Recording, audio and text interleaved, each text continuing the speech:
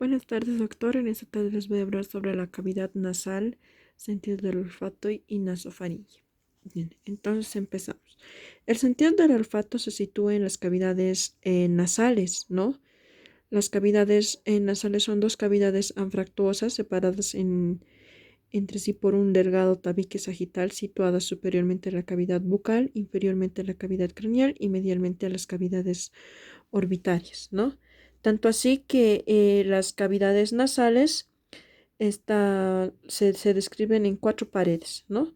Una pared lateral, una pared superior, una pared medial, una pared inferior, una pared anterior y una pared posterior. Bien, vamos a describir un poco sobre la pared lateral. La pared lateral de las cavidades nasales es muy irregular debido a la presencia de los cornetes nasales y de los meatos nasales, ¿no?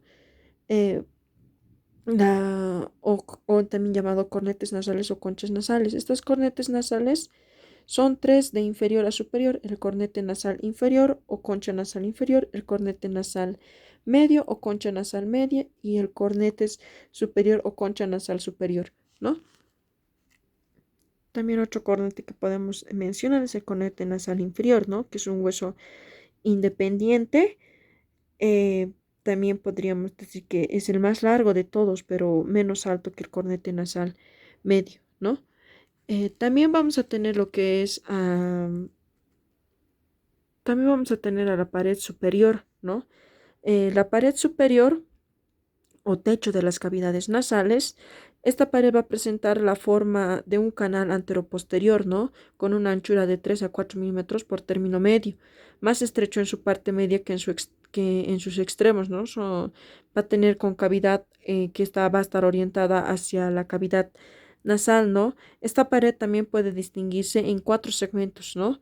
Que son diferentes en cuanto a su orientación: el segmento anterior frontonasal, ¿no? También el segmento etmoideal y un segmento esfenoetmoideal anterior vertical, ¿no? Eh, la pared medial o tabique nasal.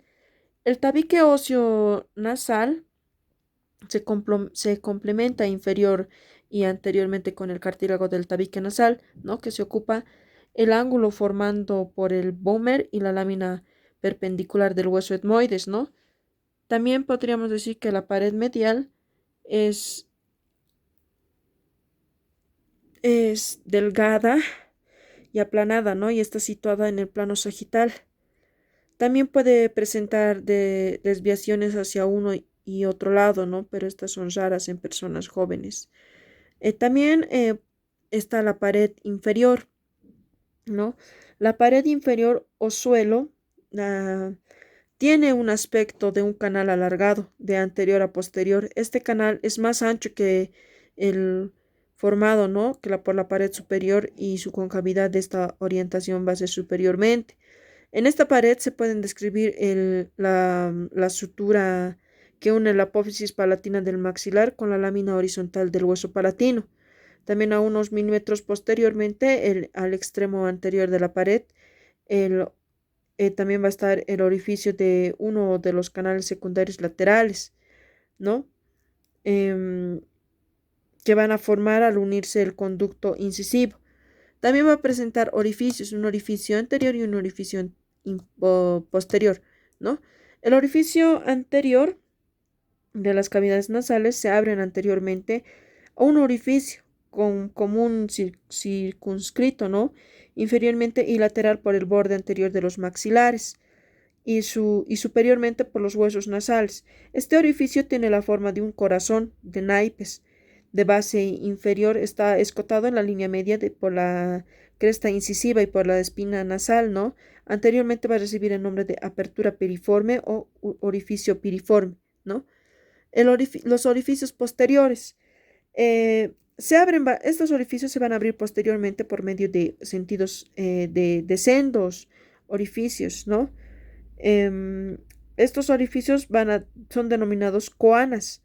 Son rectangulares, alargadas de superior a inferior y de posterior a anterior, ¿no? Están limitados medialmente por el borde posterior del vómer que separa la coana de otra. lateralmente por la lámina medial de la apófisis peptidoides, superiormente por el cuerpo del hueso esfenoides y el borde posterior del ala del vómer, ¿no? Inferiormente por el borde posterior de la lámina horizontal del hueso palatino y en el extremo inferior del tabique vemoriano se puede observar la espina de la espina nasal posterior, ¿no? También podemos hablar de lo que es de los esqueletos cartilaginosos de la nariz, ¿no? Este esqueleto de la nariz puede comprender 3 cartílagos principales, ¿no? y cartílagos accesorios. Los cartílagos principales son el cartílago del tabique nasal, los cartílagos laterales y los cartílagos alares, ¿no? Como el ala mayor de cartílago y alares menor. Y los cartílagos accesorios serían el cartílago nasal y la membrana fibrosa de la nariz, ¿no? Bien, vamos a hablar sobre sobre el cartílago del tabique nasal. El cartílago del tabique nasal es una lámina cartilaginosa cuadrilátera y vertical y media, ¿no? Va a estar situada anteriormente al vómer y la lámina perpendicular del hueso etmoides, ¿no? También va a estar lo que son los cartílagos laterales de la nariz. Estos cartílagos laterales de la nariz son 2 láminas triangulares situadas a cada lado de la línea media sobre las caras laterales de la nariz, inferiormente a los huesos nasales y superiormente a las alas de la nariz, ¿no? Su borde anterior se suelda total o parcialmente al borde anterosuperior del cartílago del tabique nasal, ¿no? También va a estar lo que son los cartílagos alares, ya habíamos dicho, el cartílago alar mayor y el cartílago alares menor, ¿no? Estos cartílagos se encuentran en cada una de las narinas, ¿ya? Y cada uno de ellos constituye una lámina delgada y flexible, contorneada de forma de U. También tiene una cuya concavidad limitada lateral, anterior y medialmente la narina correspondiente, ¿no? Se pueden describir estos cartílagos a un segmento lateral con un segmento medial más estrecho y otro que otro lateral, ¿no? Esos serían los 3 cartílagos principales, ¿no? Dentro de los cartílagos accesorios vamos a tener lo que es a los cartílagos nasales accesorios. Son pequeñas piezas cartilaginosas de forma variable que van a estar situadas en los intervalos que separan los cartílagos alares de los cartílagos laterales, ¿no? También vamos a tener la membrana fibrosa de la nariz. Estas membranas van a tener espacios comprendidos entre los cartílagos nasales que van a estar ocupados por una membrana fibrosa.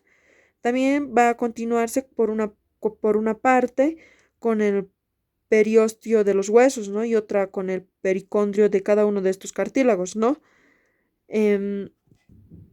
También podríamos hablar sobre la descripción de las cavidades nasales revestidas por la mucosa nasal, ¿no?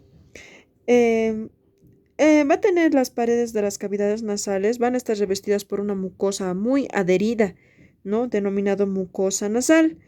Las cavidades nasales se continúan en sentido anterior con 2 pequeñas cavidades ligeramente dilatadas, los vestíbulos nasales. Los vestíbulos nasales van a presentar un revestimiento cutáneo, ¿ya? Mientras que las cavidades nasales van a estar tapizadas por la mucosa nasal. Entre el revestimiento cutáneo de los vestíbulos nasales y la mucosa nasal se encuentra una zona de transición de 1 a 2 centímetros de anchura. La mucosa nasal ocasionará profundas modificaciones en la configuración de las cavidades nasales, ¿no? Por el cual se va a presentar también unas paredes, la pared lateral. Esta pared lateral se divide en 3 zonas, ¿no? Una zona de los cornetes nasales, ¿no? Que esta zona va a ocupar la mayor parte de las cavidades nasales y corresponden a los cornetes nasales y a los meatos nasales de la mucosa que se cubre de forma regular, ¿no? Otro va a ser el meato nasal inferior, que comienza aproximadamente 2 centímetros posterior y superiormente al borde posterior de la narina, ¿no? También va a presentar de 1 a 1.5 centímetros posteriormente a su extremo anterior el orificio del conducto nasolagrimal, ¿no? Otro que va a ser el meato nasal medio. Va a presentar una superficie lateral muy irregular, la cual la mucosa recubre los salientes que presenta, ¿no? Este meato nasal y se refleja en los orificios de las celdas etmoideales, ¿no? Bien, otra pared que podemos ver es la pared medial. Esta pared va a presentar los mismos detalles que la pared esquelética, además es frecuente, ¿no? Se puede encontrar aproximadamente 1.5 centímetros posterior y superiormente al borde posterior de la narina, ¿no? Eh, También es en un pequeño orificio queda un acceso a un conducto de 1 centímetro de largo que termina en un fondo de saco, ¿no? Este canal es el vestigio del órgano vomeronasal, ¿no? También se puede encontrar que en esta pared, frente a la parte inferior del cartílago del tabique y ligeramente superior y posteriormente a la narina, una zona muy vascularizada, la también llamada mancha vascular, ¿no? Donde tiene origen casi siempre los epistaxis de repetición, ¿no? Otra pared es la pared superior. La mucosa cubre los orificios de la lámina cribosa, así como de los conductos palato-vaginales o búmeros retrostrales, ¿no? Bem- Bomo, bome rorostrales, ¿no? Estos orificios y conductos son, por tanto, submucosos. En cambio, la mucosa va a invaginar en los senos esfenoidales, ¿no? También, también podríamos decir que cada uno de estos orificios está oculto por el cornete nasal medio. Anteriormente, la pared superior corresponde al dorso de la nariz y presenta a la altura de la vértice de la nariz y de las narinas una depresión profunda denominada vestíbulo nasal, ¿no? En la pared inferior, esta pared va a estar cubierta por la mucosa, va a presentar la misma disposición que en el esqueleto, ¿no? Aunque la mucosa normalmente cierra los orificios de las ramas laterales correspondientes del conducto incisivo, ¿no? Eh, Otro puede ser los orificios anteriores o narinas u orificios nasales. Tienen una forma muy variable, suelen ser ovaladas y mayores en su extremo posterior, ¿no? También pueden existir pelos denominados vibrisas que se implantan inmediatamente superiores a estos orificios y ocupan aproximadamente la mitad inferior de las paredes del vestíbulo nasal, ¿no? Los orificios posteriores o coanas. Las coanas poseen las mismas características que los orificios posteriores de las cavidades nasales óseas, ¿no? La mucosa las estrecha ligeramente. Cada una de ellas mide por término medio de 2 centímetros de altura y de 12 a 14 milímetros de anchura, ¿no? También podríamos hablar sobre los senos paranasales.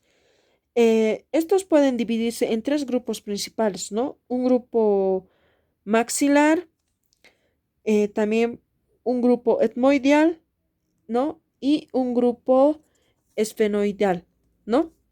Entonces, vamos a hablar del grupo maxilar o también conocido como seno maxilar. El seno maxilar es una cavidad que ocupa casi todo el espesor de la apófisis cigomática, ¿no? Del maxilar. Esta apófisis se reduce en casi toda su extensión de a una delgada cubierta ósea, ¿no? Que forma las paredes del seno. Por lo tanto, se describen en el seno maxilar, al igual que la apófisis cigomática del maxilar, ¿no? Tres paredes o caras, una base y una vértice, ¿no? Eh, las paredes.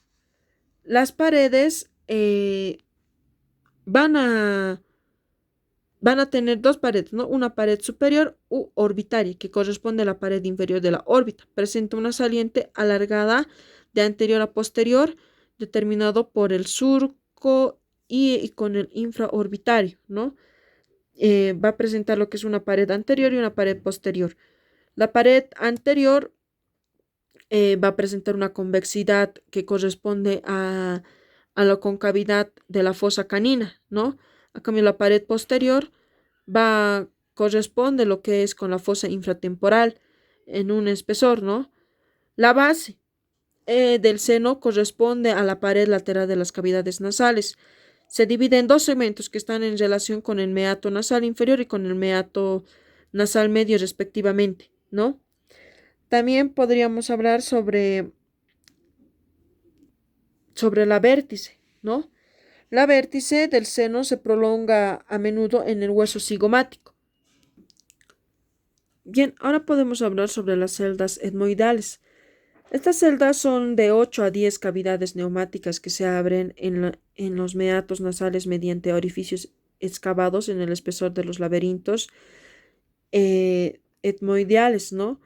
Estas celdas también están excavadas bien totalmente en los laberintos etmoideales, eh, bien a las veces en los laberintos etmoideales y en los huesos que se articulan con ellos, ¿no? También estas celdas etmoideales se dividen generalmente en dos grupos principales, ¿no? Las celdas etmoideales anteriores y las celdas etmoideales posteriores, ¿no? Las celdas etmoideales anteriores eh, generalmente son 5, ¿no? Y abren el hiato semilunar medialmente a la apófisis unciforme del hueso etmoides y a la trabécula uncibullar, ¿no? También va a estar lo que es el canal retrobullar. Estas celdas están excavadas en el hueso etmoides, el hueso frontal, el hueso lagrimal y el maxilar, ¿no? Hay una celda etmofrontal que presenta un gran desarrollo en el espesor del hueso frontal y constituye en el seno frontal, ¿no? También van a estar lo que son las celdas etmoideales posteriores, ¿no? En número de 4, de 2 a 4 están excavadas en la parte posterior de los laberintos etmoideales. En el hueso esfenoides, el maxilar y la apófisis orbitaria del hueso palatino. Estas celdas desembocan en el meato nasal superior y el meato nasal supremo, ¿no? Bien, para terminar, podemos hablar sobre los senos esfenoidales. Los senos esfenoidales van a estar excavados en el cuerpo del hueso del esfenoides y separados entre sí por un delgado tabique que frecuentemente se desvía hacia uno u otro lado, ¿no? Cada seno esfenoidal va a presentar seis paredes, ¿no? Una pared anterior, una posterior, una superior, una lateral, una inferior y una medial, ¿no? En la pared anterior va a presentar un segmento nasal en relación anterior con las cavidades nasales y un segmento etmoideal en conexión con los laberintos etmoideales, ¿no? En la pared posterior, va a estar, está más o menos alejada de la posición basilar del hueso occipital, ¿no? En la pared superior se relaciona con la cara superior del cuerpo del esfenoides y con los elementos nerviosos situados superiormente, ¿no? El quiasma óptico y la apófisis. La pared lateral corresponde a la parte más posterior de la pared medial y de la órbita y al canal del seno cavernoso, ¿no? La pared inferior va a estar relacionada con el techo de las cavidades nasales y la faringe. La pared medial o tabique es delgada y generalmente está desviada. También los senos esfenoidales son de dimensiones muy variables, ¿no? Pueden ser pequeños, medianos y grandes. Cuando el seno es grande, puede emitir prolongaciones hacia el ala menor del hueso del esfenoide y el conducto óptico, ¿no? Ahora vamos a hablar sobre los vasos y nervios, ¿no? De las cavidades nasales. Vamos a empezar hablando sobre las arterias. Las arterias de las cavidades nasales son las arterias etmoideales, anterior y posterior, rama de la arteria oftálmica. Las arterias palatinas, que son descendentes, ¿no?